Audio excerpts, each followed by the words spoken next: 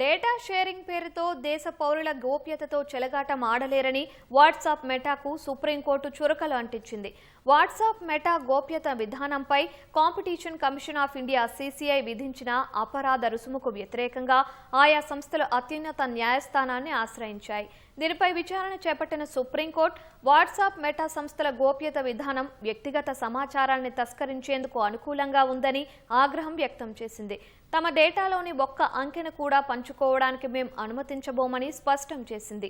ఒకవేళ దేశ చట్టాలను పాటించకపోతే భారత్ను వీడి వెళ్లొచ్చని CJI జస్టిస్ సూర్యకాంత్ హెచ్చరించారు.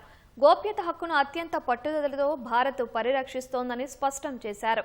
టెక్ సంస్థల గోప్యతా నిబంధనలు చాలా తెలివిగా రూపొందించారని, అవి సామాన్య పౌరులకు అర్థం కావని తెలిపింది.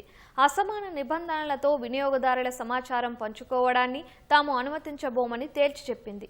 ఈ పిటిషన్పై ఈ నెల 9న మధ్యంతర ఉత్తర్వులు జారీ చేస్తామని సుప్రీంకోర్టు వెల్లడించింది.